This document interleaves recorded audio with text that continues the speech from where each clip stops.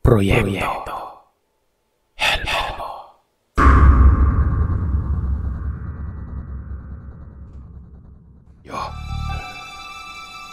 Nanlalamig ang mga kamay na tinalunton ni Lolo Albert ang kinaroroonan ng mga kwarto. Kailangan niyang mahanap si Rose dahil delikado na umano sila doon. Napagtanto niyang hindi naman pakakasalan ng lalaki si Rose kundi iaalay sa kanilang ribultong demonyo. Marami sa mga kasambahay nagtaka at nagulat sa kanyang inaasal. Tinanong pa siya ng mga ito kung bakit niya hinahanap si Rose gayong nagpapahinga lang naman ito. Kahit gaano pa kabait ang mga taong nasa harap niya, hindi siya naniwala. Alam niyang nakikipaglaro lamang sa kanya ang mga ito at paniguradong mamayang gabi, magiging demonyo na ang mga ito at kagaya ng mga naunang biktima ay kakatayin din sila at siyang ihahain sa espesyal na okasyon. Mabuti na lang talaga at narinig niya ang plano ng mga ito. Kaya kailangan niyang ipaalam kaagad kay Rose ang masamang balak ng mga yon. Nanginginig na pinagkakatok niya ang bawat silid para lang mahanap si Rose. Kaagad niya itong nahanap sa ikatlong silid. Gulat na gulat ang babae nang mapagbuksan siya ng pinto. Buong akala nito ay kung ano na umano ang kaguluhang nangyayari kasi nga nag-iingay na ng todo si Lolo. Saglit na inikalma ni Lolo ang sarili at mahinahon na sinabi kay Rose ang mga bagay na narinig niya. Siguradong hindi ito kaagad maniniwala sa kanya pero umaasa itong sasama sa kanya ang babae sa kanilang planong pagtakas. Nagulat na nga lang sila nang makarinig ng malalakas na katok sa pintuan. Hiniluwa ng pintuan ang galit na si Patricio. Sabay sabing nasa pamamahay daw sila ng lalaki pero nagagawa pa nilang maglandian. Magpapatawag daw siya ng pulis at kahit na sino pang pwedeng makahuli kina Lolo at Rose. Dahil hindi pa nga sila ikinakasal ay pinagtataksilan na daw siya ng mga ito. Tumanggi sina Lolo sa paratang at nagpumiglas ng tinangka siyang hawakan. Ang nangyari ay naiwan sa kwarto si Rose pero hindi na ito hinayaang makalabas pa. Ang sabi ni Lolo, hindi siya umalis sa bakuran ng mga magulang ni Patricio nung gabing yon. Naganap lamang siya ng paraan para maitakas si Rose. Kahit natatakot, nanatili siya sa kanyang pinagtataguan hanggang makalipas ang gabi. Wala siyang kagalaw-galaw sa pwesto dahil pinagmamasdan niya ang mga taong noon ay abala sa kakahanda ng mga mahahalagang bagay na gagamitin din umano sa pagtitipon. Nakita ni Lolo Abit ang itsura ng nakakahindik na altar. Kung nasaan ang mga ribulto nitong may sungay, mas lalo raw siyang nahindik sa isiping ang mga bagay na nasa paligid ay hindi lamang basta-basta. Inaalayan nila dahil ilan sa mga nagsisilbi ay nakaluhod na para bang tiwalang-tiwala sila sa kanilang ribultong yon. Ilang saglit pa, napansin niya ang mga magulang ni Patricio. Nagtatawanan ng mga ito sabay sabing kahit nawalan sila ng isang bihag ay masisiguro naman daw ang kanilang alay. Kailangan lamang nila itong asikasuhin kaagad para naman kahit papano ay maisagawa na nila ang selebrasyon ng mapayapa noon. Pero ang dibdib ni Lolo Abet ay hindi na talaga napayapa, Sir Seth. Bigla-bigla na lamang siyang kinakabahan. Ang nasa isip niya ay palaging na lamang si Rose.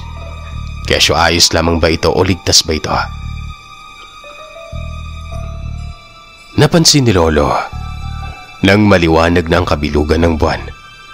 Naglabasan na ang napakaraming tao. Sila yung nagpakilalang katulong, trabahante at mga empleyado ng pamilya ni Patricio. Lahat sila ay may suot na damit na iisa ang kulay at itsura. Kaya naman mabilis na nag-isip ng paraan si Lolo Abit para makihalubilo siya sa mga yon. Laking tuwa niya nang lumabas siya sa kanyang pinagtataguan ay may nadaanan siyang maliit na kamalig.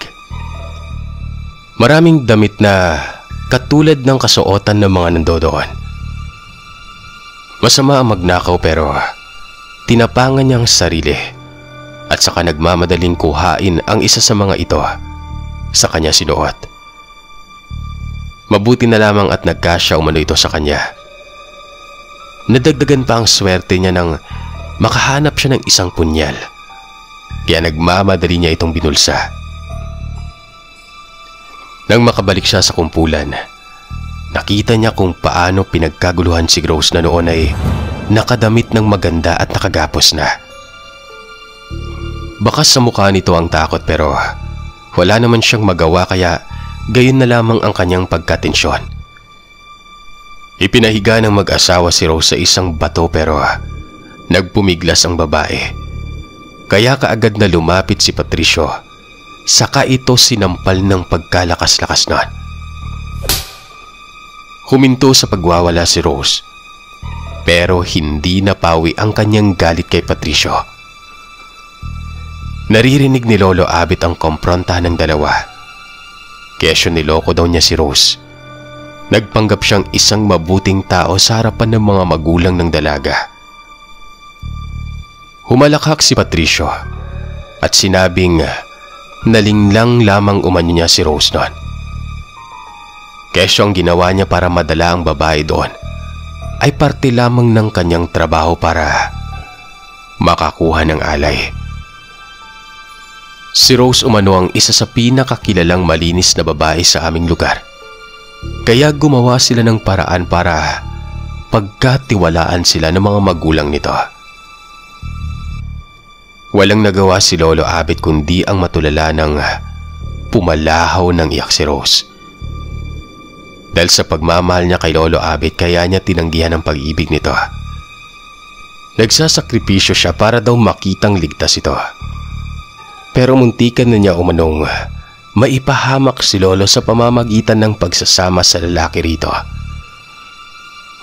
Nagimbal ang lahat nang makita nilang bigla na lamang nagbago ang anyo ni Rose Seth. Ang kanyang taglay na kagandahan ay naglaho at napalitan ng nakakahindik na itsura. Yung mukhang labis na katatakutan ng mga tao. Sumagi sa isipan ni Lolo Abet ang pagiging aswang ni Rose. Sigurado umano siyang aswang umano si Rose. Nakita niya kung paano ito nagpalundag-lundag at mabilis na sinakmal ang mga taong kaya niyang abutin. Nagsigawan ng lahat ng una niyang mahablot si Patricio at galit na binutasan ng leeg nito gamit ang kanyang mahahabang kuko. Dahil sa pagkabigla, hindi na nakagalaw pa ang lalaki nang marahas na dinukot ni Rose ang puso niya. Nagsigawan naman ang kanyang mga magulang na makita ang ginawa niya kay Patricio noon. Tinangkang sugurin ng ama ni Patricio ang babae pero mas malakas ito. Galit niyang pinagkakalmot ang mukha nito at ng asawa nito. Kaya naman sa halip na lumapit si Lolo Abet sa kinaroroonan ni Rose, ay pinilit niyang manatili na lamang sa kinaroroonan. Hindi niya kayang makipagsagupa sa babaeng galit na galit at puno ng puot sa puso. Halos wala na siyang laway na nailulunok dahil sa pagkagimbal kaya naman gumawa siya ng paraan para kahit papano ay makatulong. Bawat taong napapagawi sa kanyang pinagtataguan, binubugbog niya. Ang mga ito ay tarantang-taranta at ang naririnig na sinasabi nila base sa kwento ni Lolo. Si Rose umano ang pinadala ng kanilang Panginoon para husgahan na sila. Sa totoo lang, naisip ko, patas ang labanan. Niloko nila si Rose, kinain naman sila ng babae. Pero si Lolo, Hindi niya hinusgahan si Rose kahit paman nakita na niya ang tunay na pagkatao nito. Halos naubos niya ang lahat ng tao sa loob ng villa na yon. Ang kanyang damit at buong katawan ay naliligo sa sariling dugo. Halos hindi na siya makilala ni Lolo Abet dahil sa kanyang mabangis na kilos. Tila siya isang literal na halimaw na nakawala sa kulungan.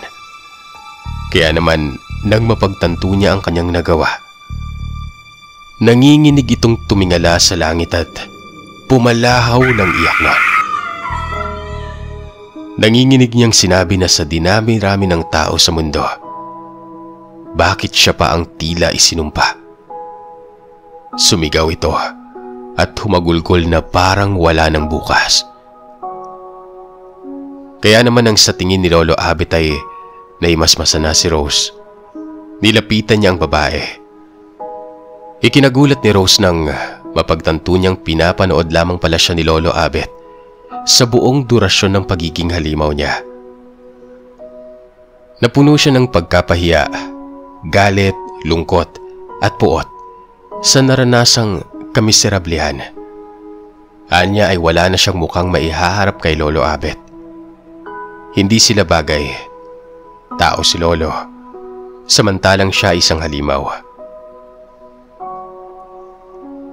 Nagmamakaawang niyakap siya ni Albert. Kaya raw nitong itago ang kanyang tunay na pagkatao bilang isang sekreto. Magpakalayo-layo raw sila. Nakahanda umanong tanggapin ni Lolo Abet ang konsekwensya ng pagmamahal niya kay Rose doon. Mas lalong nalungkot at nawala sa sarili si Rose. Hiniling niya kay Lolo Abet na patay na siya. Hindi raw siya karapat-dapat sa lolo ko. Noong karawan niya, gustong-gusto na umano niyang suwayin ang kanyang mga magulang. Para sa kanya, isang kamalasan ang lahing meron sila.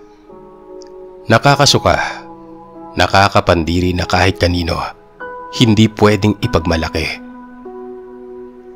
Ang kanilang pamilya, may lahing aswang. At hindi siya masayang malaman na sa ika-18 karawan niya, kailangan niyang tanggapin ang pamana ng kanyang lola para maging ganap na siyang aswang, kagaya ng buong pamilya niya. Nag-iyakan silang dalawa nang sabihin ni Lolo na wala siyang pakialam kahit aswang si Rose. Ang mahalaga ay nagmamahalan sila at walang sino man ang pwedeng maghiwalay sa kanila. Kaso nga lang, umiling si Rose. Huli na nang malaman niyang may napulot din palang patalim ang babae. Hindi nakapalag si Lolo nang laslasin nito ng tuluyan ni Rose ang sarili niyang leeg. Nagsumigaw si Lolo pero tila ba walang nais tumulong sa kanya. Mababaliw siya sa sobrang takot nang makita niyang bumubulwak ang masaganang dugo mula sa leeg noon. Gayunpaman, kahit hirap na at naghihingalo ay naipaabot pa din ng dalaga ang kanyang mensahe kay Lolo. Mahal na mahal niya ito. Sa tuwing babanggitin ni Lolo ang tungkol kay Rose, ay hindi ko maiwasang makaramdam ng bigat na tila nakadagan sa aking dibdib. Nasaktan ako para sa kanila. Masahol pa sila kay Romeo at Juliet. Hindi iniwan ni Lola si Rose hanggang sa mga huling sandali ng buhay nito. Kahit harap-harapan na niyang sinisisi ang mga magulang nito sa pagtutulak sa kanilang anak na hindi naman ito ginusto. Hindi niya iniwan ang babae. Makalipas ang ilang taon, nakapag-asawa si Lolo. Siya na nga ang lola ko. Hindi ito aswang pero minsan nasasaktan si Lola kapag natatawag siyang Rose ng lolo ko. Naisip namin na baka hirap talaga makamove on si Lolo noon. Mawala ba naman ang babaeng minahal na niya simula ng pagkabata, di ba? Siguro naghahanap pa si Lolo ng part 2 ng pagmamahalan nila ni Rose noon. Gaano man ako naantig sa kanilang kwento ay hindi ko maiwasang malungkot. Ang aming pamilya ay nagtatago sa anino ng kahapon nila ni Rose. Pumanaw si Lolo noong nakaraang taon. Kahit palaging nasa isip niya si Rose, alam ko naman na minahal niya rin si Lola. Hindi naman sila magkakaanak ng dalawa kung hindi nila minahal ang isa't isa, di ba? Siguro, masyadong mahiwaga ang pag-ibig na kahit dulo ng kamatayan ay tatawirin. Napatunayan kong marunong din palang magmahal ang mga aswang. Higit pa sila sa normal na tao, lalo na't kaya nilang magmahal ng wagas. Ang turo sa akin ni Lolo, kapag natagpuan ko na umano ang babaeng para sa akin ay sana huwag ko nang pakawalan pa. Maging matapang ako sa pagharap sa responsibilidad. Sa awa ng Panginoon, nakapag-asawa na po ako. Mabait at magalang kagaya ni Lola. Wagas din siyang magmahal kagaya ni Rose. Kahit hindi ko kadugo ang babae ay nagpapasalamat ako sa kanya. Kahit sa huling yugto ng kanyang buhay, minahal niya ang aking Lolo Abet at pinanatili niya itong ligtas.